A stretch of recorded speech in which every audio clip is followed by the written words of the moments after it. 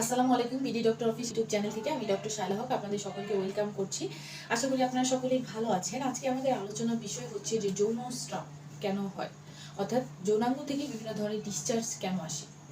প্রথমে আসি যে মেয়েদের ক্ষেত্রে এই যৌনস্রাব ব্যাপারটা কিন্তু অনেক বেশি পরিমাণে হয়। নারীদের ক্ষেত্রে যেটা হয় আপনার সাধারণত একটা মাসিকের সময় থাকে, তারপরে মধ্যবর্তী যে সময়টা থাকে মাসিকের 10 থেকে 14 দিন পরে যে সময়টা থাকে, এই সময় অনেকে দেখবেন যে হোয়াইট ডিসচার্জ অর্থাৎ সাদা স্রাব হচ্ছে। এটা কিন্তু স্বাভাবিক মাত্রাতেই হয় এবং এটা খুব পিচ্ছিল টাইপের থাকে, দেখা যায় যে খুবই অল্প পরিমাণের থাকে, যেটা আমরা স্বাভাবিকভাবে যে মেয়েদের ওভুলেশন টাইম অর্থাৎ যে ডিম্বাণু পরিস্ফুটিত হয় সেই সময়টাতে এই স্রাবটা দেখা যায়।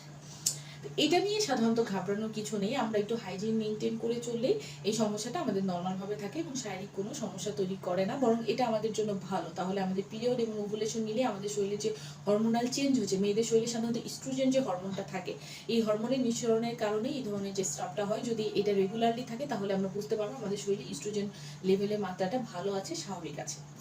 কিন্তু যদি একটু অস্বাভাবিক মাত্রায় দেখা যায়, অনেক সময় দেখা যায় যে এই সাদা স্রাবের সাথে অনেক সময় এটা ঘন হয়ে থোকা থোকার মতো সাদা, অনেকটা হচ্ছে টিস্যু পেপার আমরা যে পানিতে রাখলে যেরকম টিস্যু পেপারটা পানিটা গ্রহণ করার পরে যেরকম থাকে, এরকম স্রাবও কিন্তু অনেকের ক্ষেত্রে হয়।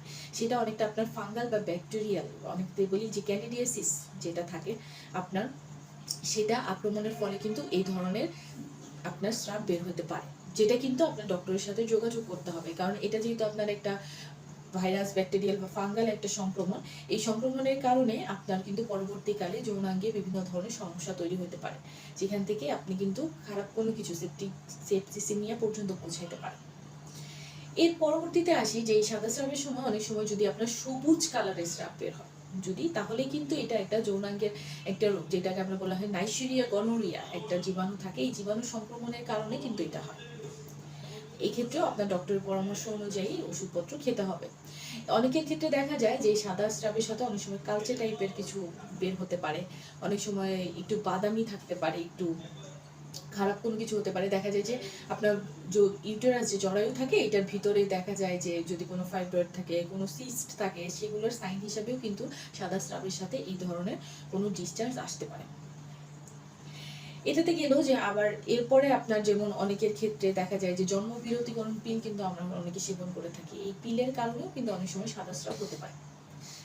এটা গেল যে নারীদের ক্ষেত্রে আপনার যৌনাঙ্গের স্রাবটার ব্যাপার। এর ক্ষেত্রে কিন্তু পুরুষদের ক্ষেত্রেও অনেক সময় কিন্তু আপনার সাদা স্রাব নিশ্চিত হতে পারে, এবং সেটা অবশ্যই খেয়াল রাখতে হবে যে ছেলেদের ক্ষেত্রে হলে সেটা অবশ্যই ইনফেকশন চান্সটা সংক্রমিত হওয়ার সম্ভাবনাই বেশি, কারণ সেক্সুয়ালি ট্রান্সমিটেড যে ডিজিজগুলো থাকে এগুলো পুরুষদের শরীরে যদি হয়, তাহলে সেটার একটা ইন্ডিকেশনই হচ্ছে যে আপনার যৌনাঙ্গ থেকে সাদা স্রাব বের হবে, বা অন্য কোনো কালারের সবুজ কালার মিশ্রিত হতে পারে, ইয়েলোইশ হতে পারে, যে কোনো ধরনের আপনার স্রাব বের হবে, যেটা নর্মালি সাধারণত পুরুষাঙ্গ থেকে আসে।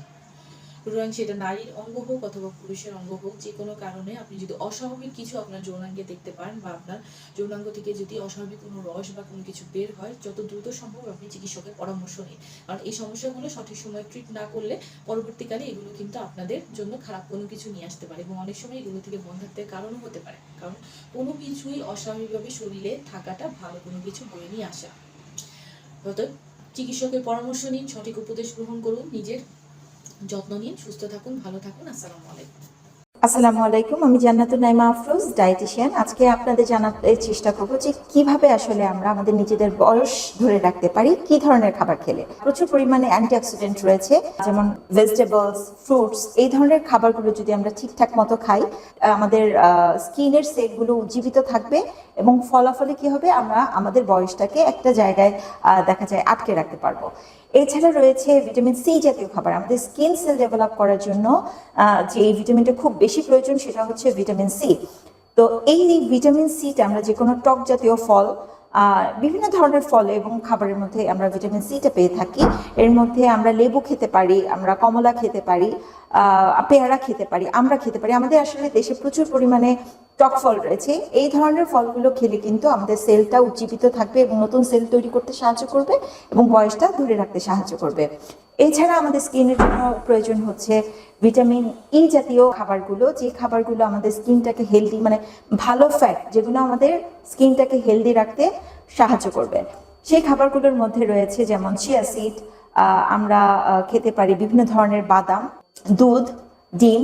এই জাতীয় খাবারগুলোর মধ্যে কিন্তু আমরা নিজের স্কিনটাকে ভালো রাখতে পারি এবং বয়সটাকে ধরে রাখতে পারি। ফ্যাটি ফিশ, যে ধরনের ফিশগুলোতে ফ্যাট রয়েছে, সামুদ্রিক মাছগুলো আমরা এক্ষেত্রে বেশি আসলে নিব। সেই সামুদ্রিক মাছগুলোতে ফ্যাটি অ্যাসিড রয়েছে এবং এগুলো আমাদের স্কিনের জন্য খুবই প্রয়োজনীয় খাবার। এই ধরনের মাছগুলো খেলে কিন্তু আমাদের স্কিনটা অনেক ভালো থাকবে এবং সুস্থ থাকবে। এছাড়া আমাদের অবশ্যই প্রতিদিন এক্সারসাইজ করতে হবে। এক্সারসাইজের আসলে কোনো বিকল্প হয় না, কারণ এক্সারসাইজের মাধ্যমে আমাদের স্কিনে রক্ত সঞ্চালন হয়, যার ফলে আমাদের স্কিনটা ভালো থাকে এবং স্কিনের রক্ত সঞ্চালনের কারণে স্কিন সেলগুলো সজীব থাকে, ফলে আমাদের বার্ধক্য প্রতিরোধে অনেক ভালোভাবে সাহায্য করে। সকলকে ধন্যবাদ।